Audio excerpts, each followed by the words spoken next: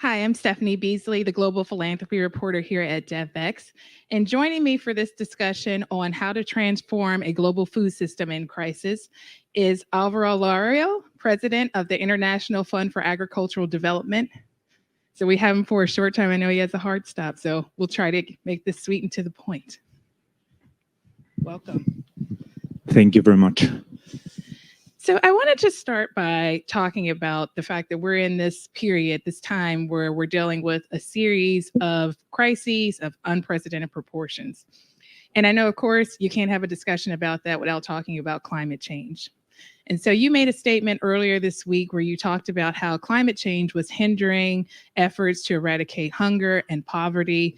And you pointed to some of the natural disasters that we've seen recently, flooding in Libya, earthquakes in Morocco. And I wanted to ask you about how you feel like your agency can be helpful in this time, how you're working with partners to kind of help frontline communities that are dealing with these crises.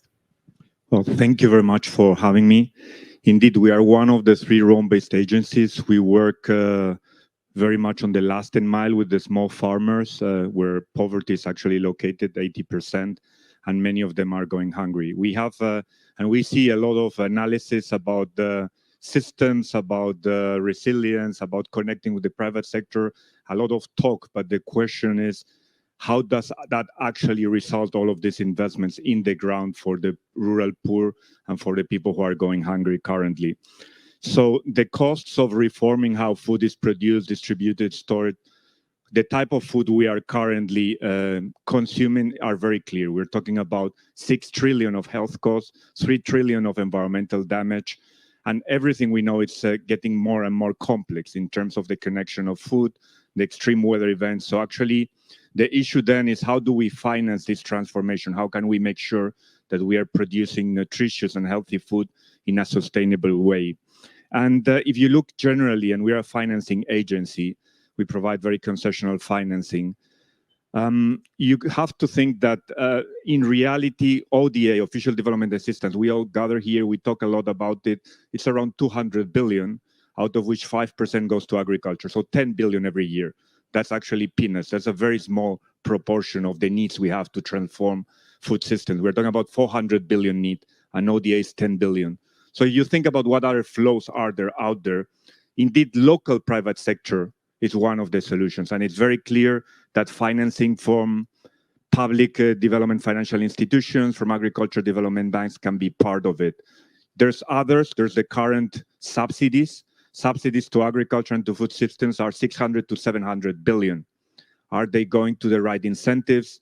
What type of distortions are they creating? This is a conversation if we really want to transform this sector. The same goes with foreign direct influence. We're talking about 300, 400 billion. So actually, we can talk about multilaterals and about catalyzing, which should be the role of multilaterals, but it's still a very small proportion. We have to really think on, and we can discuss on the private sector, what does this mean for investable assets? What does it mean of connecting to the private sector with the risk profile, with the risk appetite, and not just talking about mobilizing? That does not attract private sector. So I wanted to ask, since you're talking about finance, I know that this year you spent a fair portion of your year trying to get governments to replenish funding for your agency. And I wonder if you can talk about some of the challenges you found there, if you're optimistic that they're going to give at the levels that you're hoping to see. And then from there, maybe we can talk about the role of the private sector and philanthropy. What role do they have to play in this? Well, after the Ukraine war, it was very clear, and we are seeing a lot of countries are paying much more attention to food security.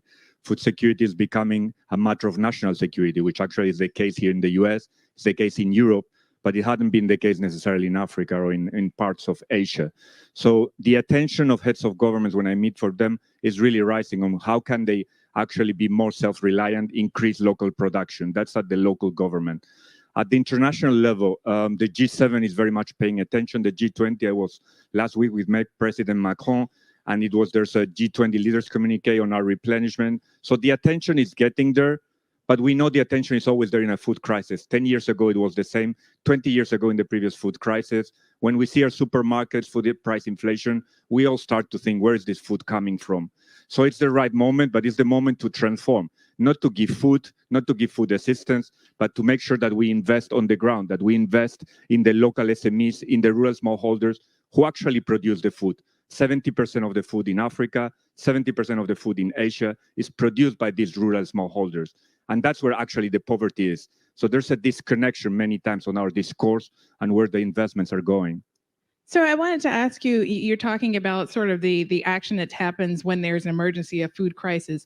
And right now, of course, you have the grain turmoil in Ukraine related to Ukraine. Poland and neighboring countries recently announced they were going to ban imports. We've seen the ripple effects of this type of activity. And I wonder, one, what you thought about how what is happening in Ukraine might affect the food system. And also, how can you prepare for something like this in the future? Of course, this won't be the last conflict that could, impact the food system.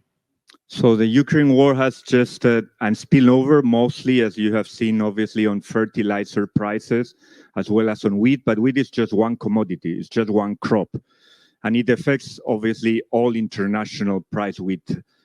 But you're seeing right now also export bans on rice, which are affecting Africa probably even more than the wheat side.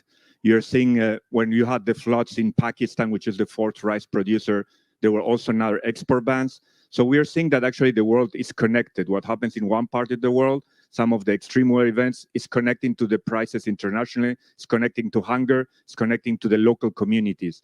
So this is for all of us, and especially for the leaders in these countries, to think on what type of food systems they want, what type of diversification of crops, of nutritious food, and whether they will continue being self-reliant on a country in Europe to feed a lot of their wheat or rice from India, or should they develop their own food crops, their own production, their own nutritious food in a way that is sustainable and that is also supporting their communities? Because jobs in Africa right now, and at the level of industrialization, 60 or 70% of the jobs are in agriculture. And many times agriculture and food systems is 2 or 3 times better at raising the incomes, at lifting people out of poverty than any other sector. That's a reality.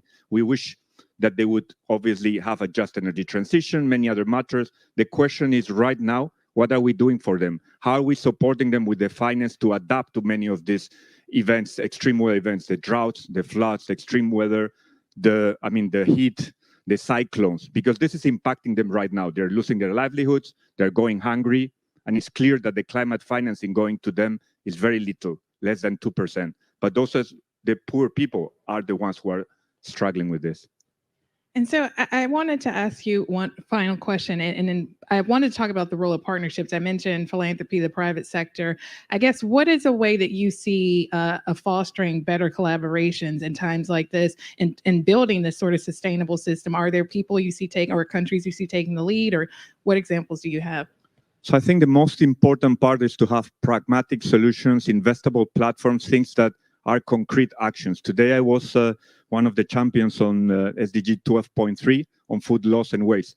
And there were wonderful stories, for example, and I can quote them, companies like IKEA or Tesco who have reduced 50%, 45% of their food loss and waste.